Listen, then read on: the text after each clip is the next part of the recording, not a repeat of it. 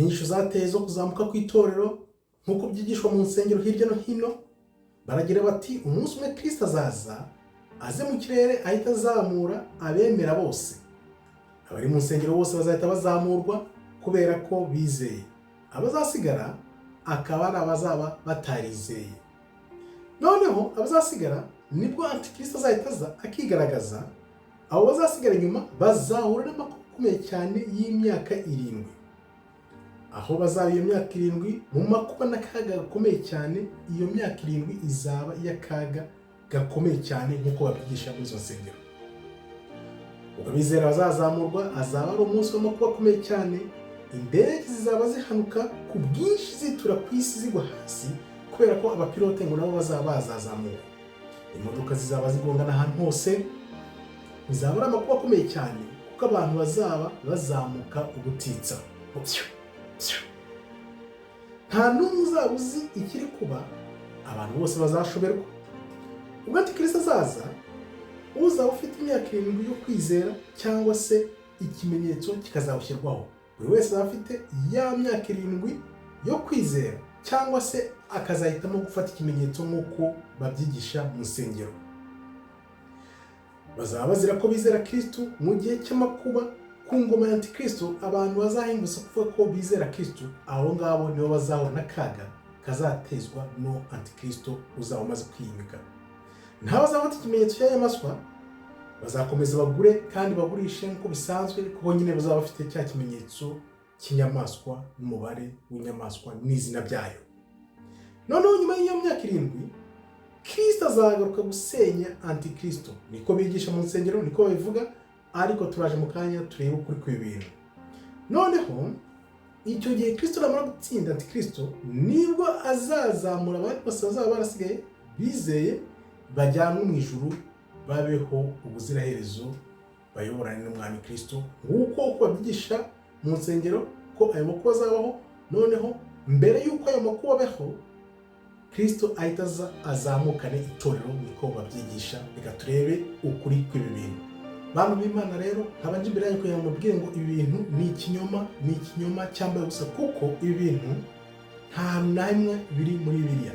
Ni ibintu byahimbwe n'abantu. Tugiye kwinjira muri Bibiliya mwereke ukuntu iki ari ikinyoma cyahimbwe n'abantu. Ibi ni uko bigenda iyo ijambo ry'Imana ryigishwe n'abanyamahanga, aribo twita abazungu, barigiyemo bararihindura kugira ngo bayobye umuntu. Bibiliya rero iratwereka neza ko iri zamuko rivugwa ry'imyaka 7 na Antikristo akaza atari ko byanditse, ahubwo ari ibinyoma bahimbye kugira ngo bayobye umuntu, noneho azajye mu irimbukiro atamenye uko ibintu bigenze. Jerome Muhirwa, karibu nanone ikaze ku ijambo ry'umwimerere. Reka twinjire muri Bibiliya noneho nkwereke neza ntashidikanya ko kuzamukanwa kw'itorero ari ikinyoma cyahimbwe na muntu. Nkuko nabikubwiye, iyo abanyamahanga bigishije ijambo ry'Imana ari bo bazungu, niko babigenje kugira ngo bayobye inyoko muntu. Reka turebe uko bizagenda. Matayo 24:3, yicaye ku musozi wa Elayono, abigishwa be baraza bamusanga aho yari biherereye, baramubaza bati tubwire ibyo bizaba ryari, n'ikimenyetso cyo kuza kwawe n'ikimeruka y'isi ni ikihe? Abigishwa baramusanze barakomeza bamubaza tubwire kuza kwawe ni ryari, duhe ikimenyetso, n'ikimenyetso cyo kuza kwawe. Iri jambo ikimenyetso urifate mu mutwe, turarigarukaho wumva ko bamusabye ikimenyetso cy'igihe azagarukira. Reka dukomeze turebe uko byagenze. Muri Matayo 24:4 Yesu Kristo arabasubiza ati mwirinde hatagira umuntu ubayobya, mwirinde hatagira umuntu n'umwe ubayobya. 5, kuko benshi bazaza biyita izina ryanjye bati ni njye Kristo, bazayobya benshi. Abenshi bazaza biyita izina rya Kristo bayobya benshi, mwirinde hatagira umuntu uzabayobya. Hano rero Kristo akaba atubwira ko abantu bazayobya abantu benshi cyane bazaba bitwaje Bibiliya. Ntabwo atubwira ko ari abasilamu bazabayobya cyangwa ababuda cyangwa se abahakana Imana. Abantu bazayobya abantu, Satani azakoresha idini kugira ngo ayobye abantu. Abantu bafite imikumbi munini bakwigisha ko kuyobya bazakoresha Bibiliya, bagende biyitirira ngo ni Kristo, bayobya abantu benshi kuko abantu batazasobanukirwa. Ni ukuvuga ngo idini rikoreshe ijambo ry'Imana mu kwiyitirira Kristo niryo rizayobya abantu. ni ukuvuga ngo ntabwo ari Isilamu, ntabwo ari Buda, ntabwo ari abahakana Imana bazayobya abantu, ahubwo abantu bazayobya abantu kubera gukorera Satani bazaba bitwaje Bibiliya n'ijambo ry'Imana, kandi byarateye abantu benshi niko babigenza, bakayobya abantu bakoresheje ijambo ry'Imana, kuko abatemera Kristo ntabwo bashobora kuyobya abantu bavuga ngo bemera Imana, ahubwo bizakorwa n'abantu bakoresha Bibiliya n'insengero nini zifite platform yo kuba zayobya umukumbi mwinshi. Matayo 24:36. Ariko uwo munsi n'icyo gihe ntawe ubizi, naho abamarayika bo mu ijuru cyangwa umwana, keretse Data wenyine niwe uzi uwo munsi. Nta muntu n'umwe uzi uwo munsi, yaba abamarayika yaba na Kristo ubwe, nta muntu n'umwe uzi uwo munsi usibye Imana Data iri mu ijuru gusa. Reka turebe uko uwo munsi uzawushirwa n'uko bizagenda. Kristo rero akaba agiye gukoresha urugero rufatika twese tuzi, urugero rwa Nowa. Uko byari bimeze bwa Nowa niko bizamera agarutse. Kristo nagaruka bizaba bimeze nko mu gihe cya Nowa, bazaba barya banywa bashyingirana barongora, umwuzure wo kwisi kwa Nowa ntibarabukwa. N'ubu rero abantu ntibazarabukwa uko bigenze. Reka turebe Matayo 24:37. Uko iminsi ya Nowa yari iri no kuza k'Umwana w'umuntu niko kuzaba. Bazaba barya banywa bashyingirana, batitaye ku bintu by'ijambo ry'Imana, batitaye ku bwami bw'ijuru, noneho bizabiture hejuru ntibasobanukirwe uko ibintu bigenze. Matayo 24:38. Kuko nk'uko bari bameze muri iyo minsi yabanjirije umwuzure, bararyaga, baranywaga, barongorana, bashyingirana, bageze umunsi Nowa yinjiye mu nkuge. Ntibabimenye rero, urumva ko bagejeje umunsi Nowa yinjiye mu nkuge, ntibamenye bibituye hejuru. Matayo 24:39. Ntibabimenye kugeza aho umwuzure waziye ukabatwara bose. Iri jambo ukabatwara bose rizirikane, niko no kuza k'Umwana w'umuntu kuzaba. Iri jambo ukabatwara bose urizirikane. Matayo 24:40. Icyo gihe abagabo babiri bazaba bari mu murima, umwe azatwarwa undi asigare. Azatwarwa, iri jambo uzirikane. 41. Abagore babiri bazaba basiga ku rusyo, umwe azatwarwa undi asigare. Umwe azatwarwa undi asigare. Urumva ko uzatwarwa bizaba biza gute, uzasigara bizaba biza gute. Ibi nibyo tugiye kureba. Turebe ko noneho ibyo bintu babeshye byitwara ko rizazamukana ari ibinyoma. Reka turebe uko bimeze. Hano rero reka duhite twinjira mu gitabo cya Isaya cya 2 cyakuwe muri Bibiliya, kuko ndikweretse ubushize kiri muri Apokalifa. Ezra 2:13-15. Nyereka nonaha nyamara ibisobanuro by'izi nzozi. Ezra yagize inzozi, arimo arabaza ngo bamwereke ibisobanuro by'izo nzozi. 16. Rero ubona byakiri mu myumvire yanjye, hagowe abasigaye iryo jambo rirebe, hagowe abasigaye muri iyo minsi, kandi bazabona ishyano rikomeye cyane. Abazatwarwa batazasigara inyuma. Abazatwarwa batazasigara inyuma nibo bazabona ishyano rikomeye. Abasigaye bazabona ishyano, ariko abazatwarwa bo bazabona ishyano rikomeye cyane, kuko abatazasigara inyuma bafite umutwaro uremereye cyane. Abatazasigara inyuma bafite umutwaro uremereye cyane. Dukomeze kuri Ezra 2:18. Noneho sobanukirwa ibintu byashyiriweho iminsi ya nyuma, ibizababaho abazatwarwa hamwe n'abazasigara inyuma. Ibi bisobanukirwe n'ibizaba ku bazatwarwa n'abazasigara inyuma. 19. Kubw'ibyo bazaba mu byago bikomeye n'ibikenewe byinshi nk'uko izo nzozi zibitangaza. Hazaba ibyago n'amakuba bikomeye cyane nk'uko inzozi zibitangaza. Dukomeze rero muri Ezra 2:20. Nubwo bimeze bityo ariko ni byiza kunyura muri kariya kaga ukagera ku ndunduro, kuruta kuzimira nk'igicu kiva ku isi ugatwarwa. Kandi ntuzigire ubona ibizaba mu minsi y'imperuka. Urumva ko abazatwarwa bazazimira nk'igicu, aribo bazapfa batazabona iby'iminsi y'imperuka. Ni ukuvuga ngo uzaba asigaye azaba aruta uzaba watwawe. Abazatwarwa kubera ko bo bazaba bapfuye, abazaba basigaye inyuma n'abazarokoka. Bitangiye gusobanuka rero, reka tubyinjiremo urebe ukuntu ibintu byo kuzamuka kw'itorero ari ibinyoma byabeshywe umuntu. Ezra rero akomeza abwirwa muri Ezra 2:13-21. ndakwereka ibisobanuro by'iyerekwa kandi ngukingurira ibintu wasabye. Agiye kumwereka ibyo yasabye, inzozi yasabye gusobanurirwa. Reka turebe uko bimeze. Esira 13:22 wavuze ku basigaye inyuma. Ubu ni bwo busobanuro. Abasigaye inyuma, reka turebe ubusobanuro bw'abasigaye inyuma icyo bagiye kumusobanurira. Turakomeza kuri Ezra 2:13-23. Uzihanganira akaga muri kiriya gihe azaba yirinze. Abazahura n'akaga ni abazaba bafite imirimo no kwizera Imana ishobora byose. Abazizera bafite ibikorwa, bafite no kwizera guhambaye, abo nyine nibo bazahura n'ibibazo, kubera ko Antikristo azabarwanya, kuko azabona nk'abanzi b'ingoma ye n'ububisha bwabo bw'umwana w'umwaga ugiye kuza. Urumva ko umuntu uzaba ufite imirimo no kwizera, ukunda Imana, ukunda ijambo, yizeye, nibo bantu nyine bitwe baba bazaba bahiga, kubera ko tuba twizeye Imana, dufite n'imirimo yo gukora ibikorwa byo gushaka Imana no gukundisha abantu Imana, tunafite kwizera. Noneho abo ngabo rero niko tuzahura n'akaga nk'uko bivugwa. Ibyo byo niko bizagenda. Abantu bazizera bafite gukomera ku kwizera kw'Imana, abo ngabo nibo bazaba bashakwa bahigwa. Urumva bya bintu Esira bagiye kumubwira. Esira 2:13-24. Menya ibi rero ko abazasigara inyuma bahiriwe kurusha abazapfa, abazatwarwa. Abazasigara inyuma bazarokoka barahiriwe kurusha abazatwarwa, kuko abazatwarwa nyine bazaba bapfuye. Wibuke rya jambo abazatwarwa nakweretse kwa Nowa. Umwuzure waraje utwara abantu bose badasobanukiwe.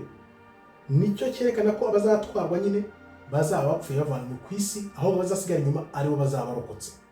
Harahiriwe rero abazasigara inyuma kurusha abazapfa, abazatwarwa. Urumva rero ko bitangiye gusobanuka neza ko nta zamukanwa ry'itorero rizabaho mbere y'uko amakuba atera. Abazasigara inyuma bazarokoka, nibo bazaba bafite amahirwe kurusha abazatwarwa, kuko abazatwarwa bazapfa. Niko byari bimeze no mu gihe cya Nowa. Umwuzure waraje utwara abantu, urabatwara, urabica badasobanukiwe. Ibi rero akaba ari ibintu bigaragaza ko ubugome bw'idini bubwira abantu ko kujyanwa mu ijuru bazatwarwa ari byo byiza, kandi ari urupfu. Urumva babishyize mu bantu kugira ngo bizabayobye icyo gihe cy'amakuba n'ikiza, ntibazasobanukirwe. Ariko nk'uko nabikubwiye, kiriya gitabo cya Apokalifa birimo cyari muri Bibiliya yo kuva mu 611 baza kukivanamo, kugira ngo ibintu byo kujyanwa mu ijuru by'itorero bidatahurwa ko ari ikinyoma. Kuko biriya bitabo bigumamo muri Bibiliya, abantu bari gutahura byihuse neza ko biriya bintu ari ibinyoma. Ibaze nawe ibi bintu biramutse biri mu bitabo bindi abantu bakabisoma, gutwarwa no gusigara inyuma, wahita ubona byoroshye ko gutwarwa atari ibintu byiza, ahubwo gusigara inyuma ari uzarokoka ari byo byiza. Urumva rero ko idini ryashyize mu bantu ko gutwarwa bari bazazamurwa, ariko bazatwawe bagatwarwa no bajyanwa mu ijuru, akaba ari byo byiza, ngaho umunyenga bazari kumva ngo bagiye mu ijuru. Uribuka neza hari igihe imvura iri kugwa, inkubi ikubise, abantu baravuga ngo umwami atwaye ibye, umwami aratwaye ibi, abatwaye ibi. Urumva ko inkubi ikubise ikakubita ibintu ikabijyana, ibi byinshi bijyanye. Ariho bigaragara neza ko abazatwarwa aribo bazaba bapfuye, ahubwo abazasigara aribo bazasigara inyuma. Ukumva neza ko gutwarwa atari ibintu byiza, ahubwo uzasigara inyuma akarokoka kuko ari ndabumbarwa n'ibyo bintu byiza, aribo bahiriwe kurusha abazatwarwa. Urabona rero ko tutangiye kwinjira muri Apokalifa, muri iri jambo turebe neza koko ibi binyoma byo kuzamukanwa kw'itorero uko byaje mu bantu. Turakomeje rero muri Apokalifa 2:13-25. Ubu ni bwo busobanuro bw'iyerekwa umugabo wabonye aturuka mu nyanja. 26 niwe Imana isumba byose yakomeje gutegura imyaka myinshi cyane. We ni Kristo. Imana yamuteguye imyaka myinshi cyane, imyaka dutegereje yose 2000, ariko bivuga ko imyaka 2000 ari nk'iminsi 2 ku Mana. Azabohora isi yaremye kandi ashyiraho itegeko rishya ku barokotse bazasigara inyuma. Urumva ko Kristo Imana iri kumutegura, yamuteguye imyaka myinshi cyane, azaza n'itegeko rishya. Noneho iryo tegeko rishya akaba ari ryo azashyiriraho abantu bazaba barokotse, bazaba basigaye inyuma. Urumva ko aho ngabo bazatwarwa bazagenda bazaba bapfuye, ahubwo abazasigara nibo Kristo azaza akabohora, akabaha itegeko rishya ku barokotse bazasigara inyuma. Ni ukuvuga ngo abantu babishaka batabishaka bagomba kuzabona urubanza rw'Imana, umujinya w'Imana uzabageraho. byandi avuga ngo itorero ryazamutse ntago rizazamuka, kuko abantu bose bagomba kubona uko Imana izahana isi kubera ibyaha. Benshi bazatungurwa bibereye mu byaha kubera ko badakozwe ijambo ry'Imana. Urababwira uti musome ijambo ry'Imana, murishyire ku mutima wanyu n'ubwenge bwanyu, bakavuga ati no, oya, aho bakavuga ngo idini, muba muvuga amadini muyafashe nabi. Tuvuga idini, bakavuga ngo wivuga idini. Ariko idini tumaze kwereka ikibi cyaryo, ryakubwiye ko uzagenda mu ijuru ugahita ujya mu bwami bw'Imana utavunitse, ariko tubona neza ko uzatwarwa ari uzapfa, kandi abantu bazatwarwa ntabwo bazamera neza, ahubwo wavuga uti reka nihambire ku Mana kugira ngo byibuze nzasigare inyuma, uzarokoka aya makuba naza. Reka turebe rero ukuntu amadini yakomeje ayobya abantu, noneho turebe n'uburyo umuntu agomba kutwara kugira ngo umujinya w'Imana nugera ku bantu uzasange witeguye. Njya mvuga nti ese abantu bose ngo barwana kujya mu ijuru, cyangwa bavuga ngo bazagenda badapfuye bimeze gute? Bamaze kwanduza isi, barayanduje, none ngo bashaka kwisiga ngo barigende bagiye mu ijuru. None se umujinya w'Imana wo uzaba uwande ko ari ibishe abantu batabwirwa? Iyo urebye abantu bose bumva ko bazajya mu ijuru, wa mujinya w'Imana usendereye uzaba uwande? Ngaho nawe nsubiza umbwire niba bino bintu ko batarabeshye ibizamuka ry'itorero ko ari ikinyoma cyangwa gusa tukomeza kutubyerekana.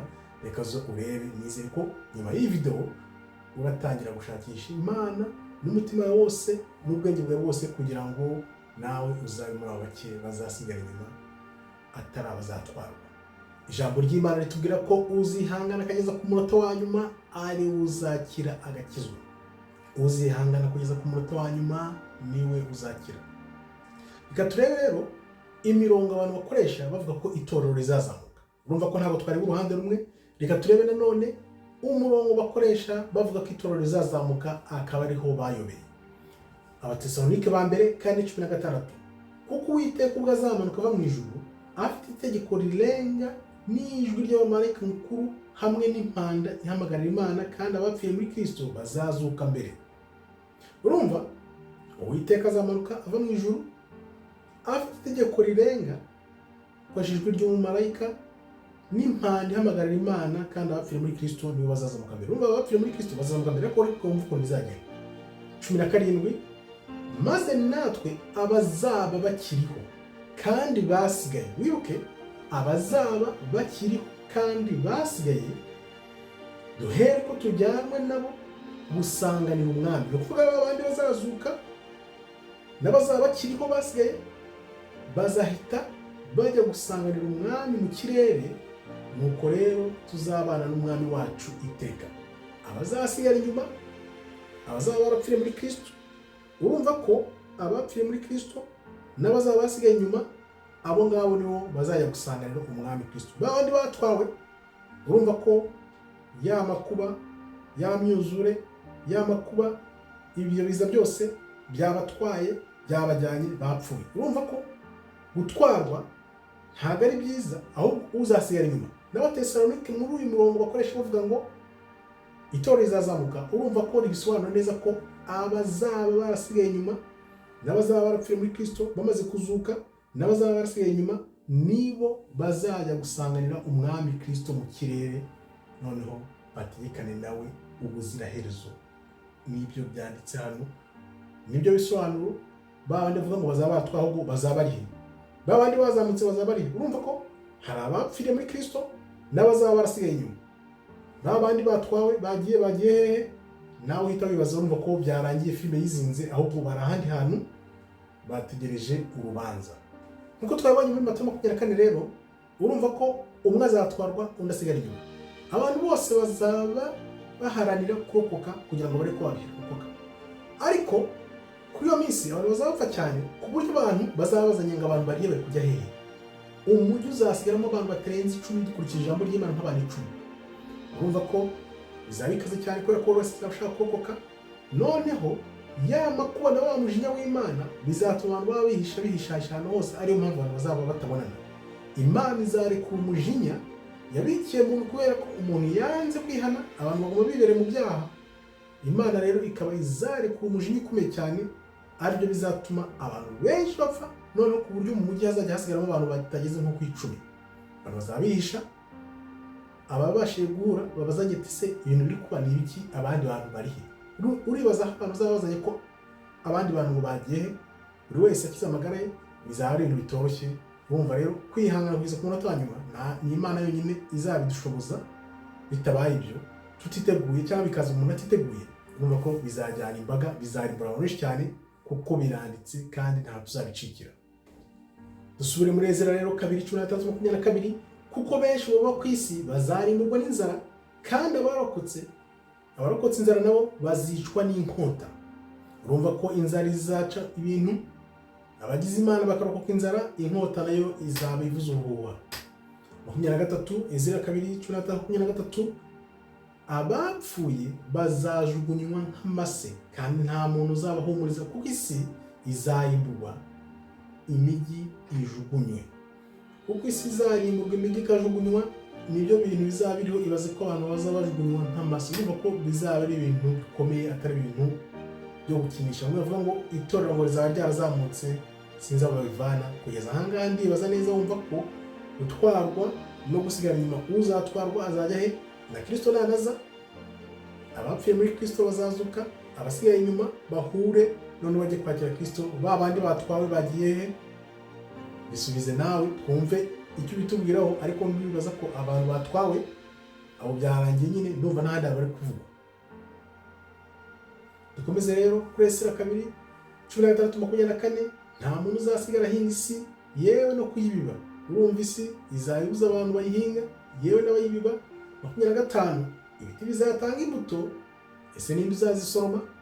Imbuto zizaba nyinshi, zibura abantu bazisoroma. Imizabibu izera se, ninde uzayisarura? Urumva ibintu bizaba bihari byinshi, ariko bibura abantu babisarura, kuko abantu bose bazaba batwawe, bajyanywe, bapfuye. Abazasigara inyuma rero bazaba aribo bake, kuko abo bazasigara inyuma nibihangana kugeza ku munota wa nyuma, nibo bazakizwa. Ibyo kujyanwa by'itorero urumva ko ari ibinyoma, nta hantu bihuriye n'ibi bintu. Turakomeje rero kuri Ezra 2:16-27, umuntu azifuza kubona undi cyangwa kumva ijwi rye. Urumva ko aho bizagera umuntu yifuza kubona undi cyangwa kumva ijwi ry'umuntu, ni ibintu bizaba bikomeye cyane. Dukomeze kuri 28, mu mujyi hazasigara 10, na 2 mu murima bazihisha mu mashyamba manini no mu bisate by'urutare. Abantu bazaba bihisha kubera ko bazaba babazanye bati abantu bagiye byagenze gutyo, ibintu birakomeye, buri wese azaba akiza amagara ye. Bazaba bihishahisha ku buryo umuntu azaba yifuza kubona mugenzi we cyangwa se kumva ijwi rye.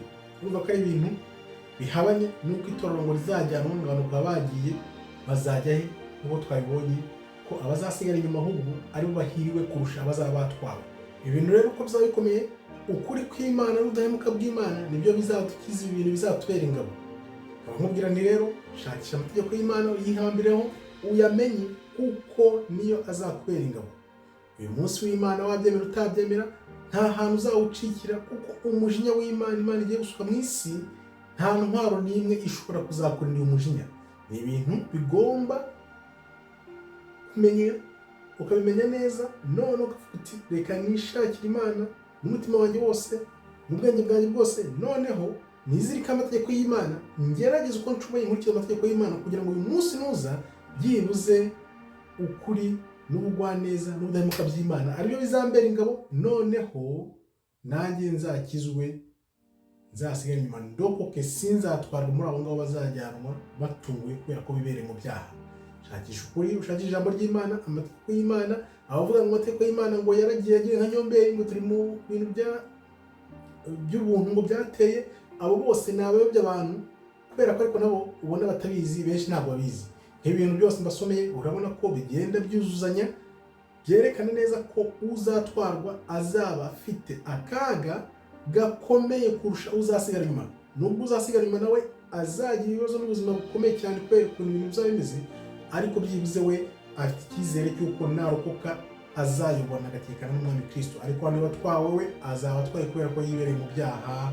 Ariyo mpamvu mvuga nti tuvuga ko dukiranuka, ariko muri no si dushatse tukareba abantu bangahe bakiranuka, ahubwo se twarebye ukuntu dukiranuka bya nyabyo kugira ngo twebwe tuvuga ngo turakiranuka kandi tudakiranuka. Reka twinjire muri Zaburi rero turebe ukuntu ibintu dushobora kuzabicika. Zaburi 9:2, ndahambiriza Uwiteka nti uri ubuhungiro bwanjye n'igihome kinkingira, Imana yanjye niringira. Zaburi 9:4, azagutwikira amababa kandi munsi y'amababa ye uzabona ubuhungiro, ubudahemuka bwe buzakubera ingabo. Urumva ko Imana izagukingira, igutwikira amababa yayo, kandi munsi y'amababa ye uzabona ubuhungiro, ubudahemuka bwe, kwa kuri ubudahemuka bwe bizakubera ingabo. Urumva niwizera Imana, ukaba mukuri, ukamenya ijambo ry'Imana, ukiyemeza gukurikira amategeko y'Imana, Imana nayo izakurinda. Icyo gihe izakubera ingabo, ntabwo ibyo biza umujinya wawe uzakugeraho, kubera ko ahubwo weho uzaba warihitiyemo Imana, kuko ari bwo buhungiro bwawe n'igihome kigukingira, kandi Imana yawe wiringira. Dukomeze rero Zaburi 9:5, ntuzaterwa ubwoba nijoro cyangwa utinye umwambi uguruka ku manywa. 6, cyangwa mu gihe ugendera mu mwijima, cyangwa kurimbura kugenda ku manywa. Ibyo bintu byose nta na kimwe kizagutera ubwoba, kubera ko uzaba ufite ubuhungiro mu Mana yawe. Ibyo ntabwo bizagutera ubwoba, uzaba wizeye, ufite icyizere ku Mana. Niyo mpamvu njya mvuga nti muri ya minsi ya nyuma Imana izaduha imbaraga zikomeye cyane, ku buryo hazaba ibintu bikomeye cyane. Izo mbaraga rero zizatangwa ari uko umuntu yizeye Imana koko n'umutima we wose n'ubwenge bwe bwose n'imbaraga zose. Imana, ijambo ry'Imana ibintu itubwira ntitubyumve, ngo tuyizere, tuyikunde n'umutima wacu wose, ubwenge bwacu bwose n'imbaraga zacu zose, aho ngaho tukibera mu munyenga ngo itorero rizazamuka, abantu bazamuke, ngo kubera ko ngo bari hehe, ngo bose ngo bari kwizera, ngo turi mu buntu, bose bazatazamuka. Benshi bazatungurwa, kuko urabona ko Imana ibikubwira byose ukuntu bigomba kuzaba bimeze, ko umuntu uzayinambaho akayizeye 100% ari uzakizwa, kubera ko yizeye akageza ku munota wa nyuma. Waba utegereje ngo azazamuka mu itorero urizamutse, ngo kubera ko ari mu buntu bw'ubu, byose urabona ko ni ibinyoma. Urabona ko imirongo ya Bibiliya irabisobanura neza. Ariyo mpamvu byerekana ko na biriya bitabo bagiye babivana muri Bibiliya kugira ngo abantu batazabimenya, kuko bari bazi ko igihe nk'iki kizagera, abantu bagakanguka bagatangira kubaza ibibazo nk'ibi no gushakisha ubwami bw'Imana. Abantu rero bazaba bapfa ku bwinshi, bapfa ari benshi cyane. Akabyo bisobanura impamvu hazasigara abantu 10 mu mujyi. Benshi bazaba bibereye mu by'isi, amadini, kunywa, kurongora, gushyingiranwa, ibintu nk'ibyo ngibyo, bibereye mu by'isi, ibintu by'isi ari byo bashyira imbere. Noneho bazatungurwa kubera iki? Kubera ko bazaba badakurikiza amategeko y'Imana, bibereye mu munyenga, bavuga ngo turacyariho, turiho, itorero ntiriragenda. Kubera ko bizabashuka aribyo bibi by'idini, ibintu babashyizemo, bazaba bababwira ngo itorero ntiriryagenda, riracyari hano. Abantu bakazizera ko itorero kuba rikiri hano bibaha nk'ububasha bwo kwiberaho mu byaha. Bazakomeza babe mu byaha, bizeye ngo itorero riracyari, ntabwo riragenda. Noneho ahubwo ntibazasobanukirwe uko bigenze, aribwo bubi bw'idini. Abantu rero bavuga ngo amategeko ngo yagiye nka nyomberi, ngo amategeko yavuyeho, nibyo bihano bibi, nibyo umujinya w'Imana, kuko byanze bikunze uburakari n'umujinya w'Imana. Bazabona igihembo cy'abanyabyaha uko giteye. Imana izarekura igihembo cy'abanyabyaha, ari bwo izarimbura abantu, kubera ko abantu bazaba bapfa ku bwinshi. Nicyo gisobanuye impamvu kujyanwa, bazatwarwa, bazaba bapfuye, abo bazasigara inyuma bazarokoka ibyo ngibyo, bazaba baragerageje kwihangana kugeza ku munota wa nyuma, kubera ko bazaba bakurikiza amategeko y'Imana. Ikizabibashoboza rero niki?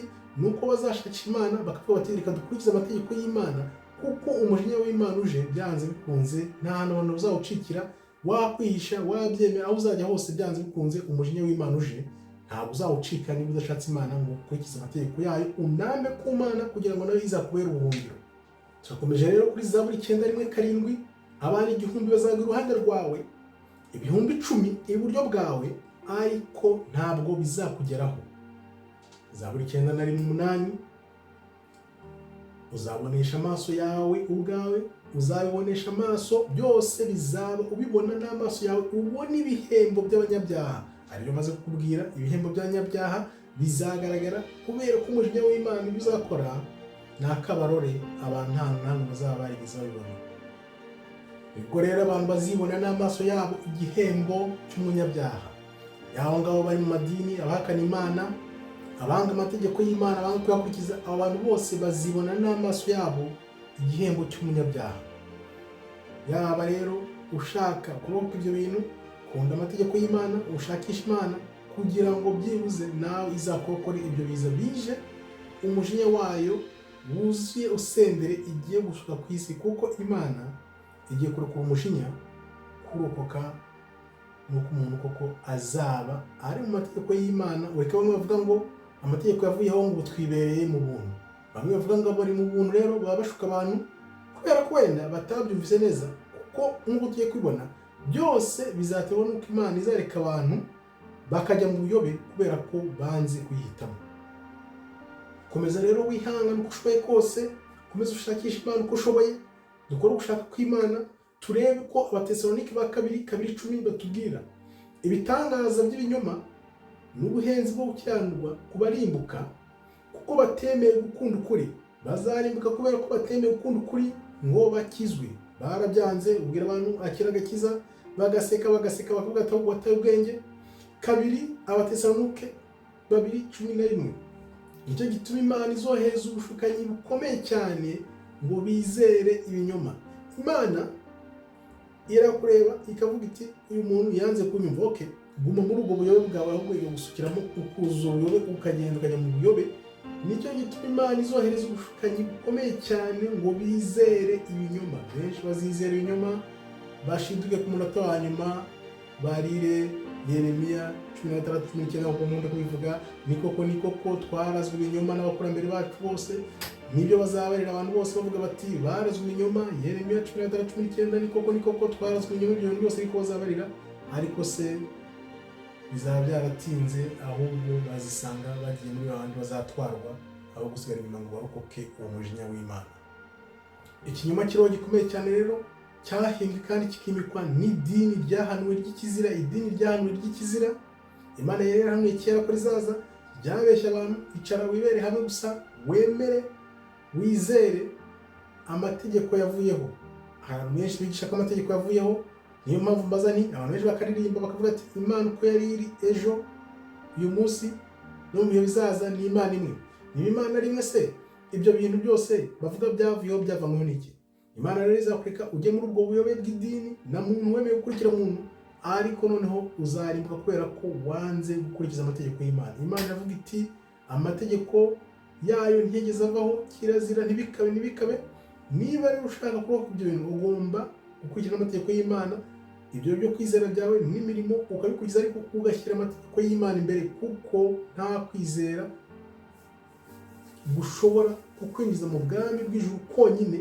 Kuko ukwizera kutagira ibikorwa, kudakurikiza ugushaka kw'Imana, amategeko y'Imana, ukirirwa ngo uri mu gakiza gusa, ngo uri mu munyango w'agakiza, ngo ibintu byose nibiba uzahita ujyanwa mu ijuru. Imana izakureka ujye muri ubwo buyobe, noneho nibikubita nibwo uzashiduka ukareba n'amaso yawe bya bihembo by'umuntu wanga Imana, umuntu w'umunyabyaha.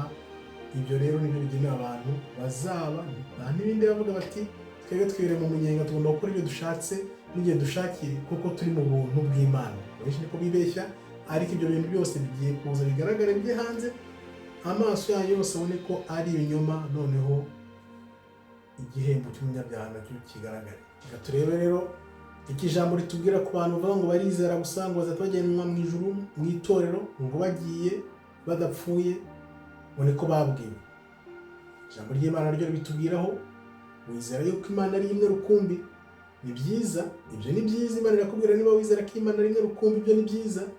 Ariko abadayimoni nabo barabyizera bagahinda n'imishyitsi, nk'uko tubisoma muri Yakobo 2:19. Urumva, wowe uvuga ngo urizera gusa ngo uzatujya mu ijuru, Imana irakubwira ati kwizera ni byiza, ariko abadayimoni nabo burya barizera kandi bagahindishwa n'umushyitsi kubera bazi imbaraga z'Imana. Urumva ngaho rero ugomba kuvanamo isomo, atari ukwizera gusa kuko n'amategeko y'Imana, ugakunda Imana n'umutima wawe wose n'imbaraga zawe zose n'ubwenge bwawe bwose, kugira ngo nawe uzabashe kurokoka ibi bintu. Bibiliya itubwira neza ko tuzaca mu makuba byanze bikunze kugira ngo twinjire mu bwami bw'Imana. Byanze bikunze tuzaca mu makuba kugira ngo twinjire mu bwami bw'Imana. Abakubwira ngo icarire gusa ngo wizere ngo uzazamuka mu itorero, ibyo ni ibinyoma. Ibaze yaba ari intumwa za Kristo babonye amakuba zaciyemo, abenshi babaciye imitwe, abandi babicisha amabuye. Yewe na Kristo ubwo yabonye ubwo yapfuye ruri ku musaraba, yadupfiriye ku musaraba kugira ngo dukire. niba Kristo atubwira ati abantu bamwanze ari umwami wacu n'umukiza bakamwanga, isi ikamwanga ikamukubita, wewe urinde, ni ukuvuga ngo nawe uzizera nyine, ariko umenye ko ayo makuba ntabwo dushobora kuyacikira, byanze bikunze tuzageragezwa, twihangane kugeza ku munota wa nyuma, yaba no kuba tuzima twemere tunambe, ariko tunambire kuko umwami Kristo yadukoreye kugira ngo natwe tubone ubwami bw'Imana. Iyo ushaka imodoka urayikorera, iyo ushaka inzu urayikorera, ushaka akazi uragakorera, ariko byagera ku ijambo ry'Imana, byagera ku bwami bw'Imana kuvuga ati ngo boza yatujyana mu ijuru gusa, mujyanwe mu itorero uko muzatwarwa. Urumva ko ibyo ni ibinyoma. Ni gute waba ukorera ibintu byose intumwa zarabizize, Kristo akabizira, waba ushaka ikintu cyose ushatswe kiriho umuhate ugomba kukivurira kugira ngo ukibone, ariko byagera ku bwami bw'Imana ukumva ko uzahita wifatira umunyenga ukujyana muri paradizo mu bwami bw'Imana. Urumva ko ni ibinyoma bikomeye cyane, ahubwo ariho kwihangana kw'abera kuzageragezwa, kuko abazihangana kugeza ku munota wa nyuma ari bo bazakizwa. Urumva rero ko ibindi bakubwiye byose ari ibinyoma gusa byo kuzamuka kw'itorero ni ibinyoma, kuko uzatwarwa azapfa, uzasigara inyuma azahura n'amakuba, ariko niyihangana kugeza ku munota wa nyuma azarokoka, Imana ikamukiza. Dukomeze rero dusoma ibyakozwe n'intumwa 14:22. Bakomeza imitima y'abigishwa babahugura ngo bagumirize mu kwizera, bababwira uburyo dukwiye guca mu makuba menshi niba dushaka kwinjira mu bwami bw'Imana. Urumva ko ibyakozwe n'intumwa arizo ntumwa nakubwira ko zaciye mu makuba, ziratubwira tuti mukomeze mwihangane ko muzaca mu makuba menshi niba mushaka kwinjira mu bwami bw'Imana. Urumva ko bamwe bavuga ngo bazagenda mbere y'amakuba. Njya mbabaza nti umujinya w'Imana uzaba uwande? Ese ayo makuba azaba ayande? Wibuke ko aya makuba azaterwa n'uko ubwoko bw'Imana buzamaze kugaragazwa n'abantu bakunda Imana, Antikristo amaze kwiyimika. Ibyo bibazo byose by'amakuba bije ku isi nibwo kuko abantu bakunda Imana bazagaragara, kuko nkunda kubivuga, abari ku ruhande rwa Satani bazagaragara, n'abari ku ruhande rw'Imana bo bagaragare, abaziyemeza ko gukurikira Imana bakayinyambaho, kuko ari bwabera kuko bazagaragazwa abantu biyemeje bavuga bati ikizaba cyose twemeye kunamba ku Mana, kuko natwe tunambyeho, kuko aho Imana yatuvanye turahazi, niyo mpamvu natwe tutagomba kuyireka uko byagenda kose. Tugana ku musozo rero twakwibaza tuti ese ibi binyoma by'uko itorero rizazamurwa abantu bakagenda badapfuye bigamije iki? Byaje gute? Ibi binyoma nta kindi bigamije, ni uguhisha abantu kuri kugira ngo bagume muri iyo dilema ivuga ko bazazamuka badapfuye bakajyanwa mu itorero, noneho bakavuga bati mu mitwe yabo ko itorero rikiri hano, itorero ritaragenda, nta kibazo gihari, ibintu bimeze neza. Kumbi itorero cyangwa abantu b'abakiranutsi b'Imana, wibuke ko bazaba ari mbarwa, ni abantu bake wabara. Abantu Imana ikunda cyangwa bakunda Imana ni bake cyane. Noneho babeshya abantu ko itorero ari ryo riganje, abantu bazajya bibaza ibyo abantu bavuga ntabwo ari byo, kubera ko itorero riracyari hano. Niba itorero rikiri hano, nta kibazo gihari, nta cyari cyabo. Idini rero aho ribera ribi riruta n'ikiyobyabwenge kure, nuko iyo myigishirize n'imyumvire bashyize mu mitwe y'abantu byabagiye no mu bwonko kugira ngo bivanemo, kereka ufashe ijambo ry'Imana ukikorera iyozabwonko, kugira ngo uvane izo nyigisho baguhaye z'ibinyoma yuko itorero rizazamuka abantu badapfuye. Ugomba kwikorera iyozabwonko ukabivanamo ukoresha ijambo ry'Imana. Rero ni bibi rero kubona abantu b'abanyabwenge biyita abanyabwenge, ariko Imana iratubwira ngo abiyita abanyabwenge b'isi ahubwo barusha ubwenge n'umwana muto, ahubwo nibo bantu bari mu buyobe. Nanjye gukoresha ijambo Imana ivuga ibatukana n'ubwo Imana ibabwira gutyo, ko abo bantu aribo bantu b'abayobe bibwira ko bazi ubwenge, ariko ugasanga badashobora kumva umuntu uzatwarwa n'uzasigara. Urumva rero ni ibintu bihambaye cyane bashyize mu bantu kugira ngo igihe cy'irimbuka nikigera benshi bazahata ubuzima, kubera ko bazaba barabaye ba ntibindeba ntibige ijambo ry'Imana. Nkunda kubaza abantu nti ufite imyaka ingahe? 20, 30, 40, 50, 70, 80, yewe se n'ijana? Ese wegeze ufata umwaka n'umwe ngo uharire Imana, usome ijambo ry'Imana, ubohora ubugingo bwawe? Ibyo ni ibintu baza abantu, ariko usanga benshi batabasha kubisubiza. urumva rero ko wa mujinya w'Imana nuza ugasanga wiwe muri iyo dilema y'idini, idini byo byagukizemo, Imana irakubwira ngo wirinde urebe hatagira umuntu ugushuka, ko uzagushuka azatuma ubugingo bwawe burimbuka. Mpamvu rero y'ibintu ni uko Satani afite umugambi muremure, kuko Imana ifite umugambi nyuma y'ubuzima. Satani nawe arakataje avuga ati aba bantu nzabatesha Imana, benshi nzabajyana mu irimbukiro. Kuko urumva ko Satani nafata abantu benshi kubajyana mu irimbukiro, twabonye ukuntu Satani akora. 2019 ngira ngo yaratweretse, itwereka ukuntu Satani ashobora kwigira marayika w'umucyo. Abantu banegetse bagize babaye nk'ibindeba barerega Satani, bazi ko Satani ari mugenzi wabo. Satani yigira marayika w'umucyo, kandi Satani buri arategeza agateza igihe kirekire. Benshi rero bariraye birara Satani kubera ko yagize marayika w'umucyo. Ubu ngubu ariko agenda yiyerekana gahoro ububisha bwe. Yibaze noneho ububisha bwa Satani ukuntu buzaba bungana mu myaka 5 cyangwa 10. Benshi ne barereze Satani bagira ngo ni mugenzi wabo, ariko umugambi Satani afite isi niyo 2019 itareretse abantu ukuntu umuvuduko Satani ashobora gukorera kugira ngo yigarure abantu bose. Aho ngaho nibaza ko batabona, kuko icyo Satani agamije ni ukwigira marayika w'umucyo gutyo, mugakomeza mukizera, mukavuga ngo itorero cyahari, nta hantu ryarya, ariko noneho wa munsi w'Imana nujya kugera ukazwa gutungura, uzatayibaza ati se bigenze gute rya torero ko ritabyagenda. Benshi rero bazajijwa nuko bakiri kuvuga ngo itorero cyahari, ntabwo riragenda, ngo nta cyari cyabo. Menya ko twabigusomeye, tukwereka uzatwara uko bizagenda, tukwereka uzasiga uko bizagenda, tukwereka uvuga ngo ari mu buntu bw'Imana adakurikiza amategeko, adakunda gushaka Imana, adakurikiza Imana imusaba, uwo ngo wese azatwarwa. Abo bazatwarwa rero wibuke ko ntabwo bazahura na Kristo. Abazahura na Kristo ni abazaba barapfiye muri Kristo, n'abazaba barasigaye nibo bazasanganira Kristo bakamwakira, noneho bakabana nawe akaba umwami n'umukiza wabo, natwe tukaba abantu be. Umubwiriza rero nawe yashyize hake aduha indunduro. Reka turebe icyo umubwiriza atubwira. Umubwiriza 12:13, iyi niyo ndunduro y'ijambo. Byose byarumviswe, ubaha Imana kandi ukomeze amategeko yayo, kuko ibyo ari byo byose bikwiriye umuntu wese, kuko Imana izazana umurimo wose mu manza n'igihishwe cyose, ari icyiza cyangwa ikibi. Ibi byose bikwiriye umuntu wese. Niba koko wumva ukunda Imana, ushaka Imana, ubaha Imana kandi ukomeze amategeko yayo.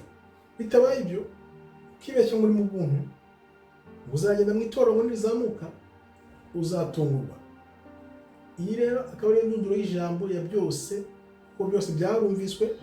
Dufite ijambo ry'Imana, turabwirwa tukumva. Benshi bavuniye ibiti mu matwi, hari abadakuzwa ijambo ry'Imana, hari abatazi iyo biva n'iyo bijya, bibereye mu munyenga, barangajwe imbere n'iby'isi gusa, batazi ko hari igihe kizagera wa munsi w'Imana ukazaza.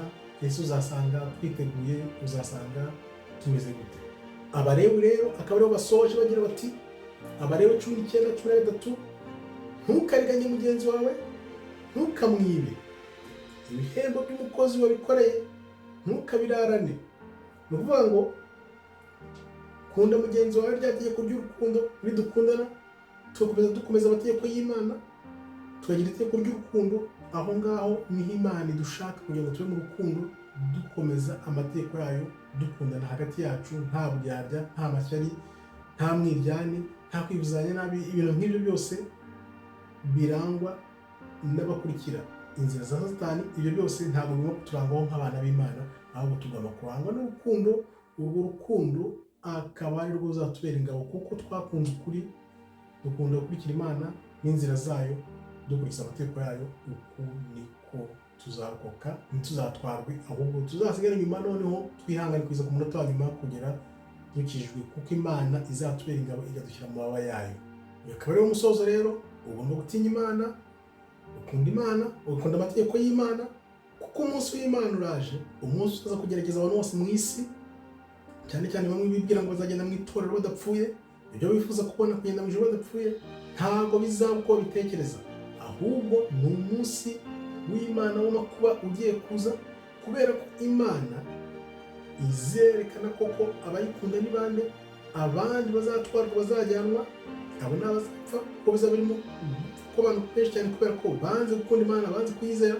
Abazasigara inyuma bazarokoka, akaba ari bo bazihangana kugeza ku munota wa nyuma kugira ngo bakizwe. Umva rero ko babeshya ibintu byinshi cyane, ko itorero nirigenda ryo gutwarwa ari byo wenda abantu bazabura, bashobora kuzabura, noneho abantu bagatangira kuvuga bati abantu bagiye byagenze gute na gute, ariko abo bose bazaba batwawe bishwe n'ibyo biza byose bizaba, amakuba azaturuka ku mujinya w'Imana agiye kuza mu isi. Avuga nti rero kunda Imana n'umutima wawe wose, n'ubwenge bwawe bwose, n'imbaraga zawe zose, ushakishe ubwiza bw'Imana, ukunde ugushaka kw'Imana, ugire urukundo muri bagenzi bawe, noneho ukurikize n'amategeko y'Imana kugira ngo nawe uzaragwe ubwami, uyoborane n'umwami wacu Kristo Yeshua Hamashiya. Niko Imana itwifuriza, bitabaye ibyo uzatwarwa muri abo ngabo bazatwarwa, aho kugira ngo usigare inyuma kugira ngo uzakizwe. Murakoze rero, Imana ikomeze ibarinde. Shalom shalom. Germain Muhirwa, ijambo ry'umwimerere. Ukomeze uze wiyandikishe, tubasangize ukuri kuzaba turi, uko kuri kuzabazana mu ijambo, kugira ngo koko muzaraga ubwami hamwe n'umwami wacu Kristo, ubwo azatubera umwami natwe tukaba abantu be, Imana yo ikatubamo, ikatubera Imana natwe tukaba abantu bayo. Murakoze, Imana ikomeze ibarinde. Shalom shalom shalom.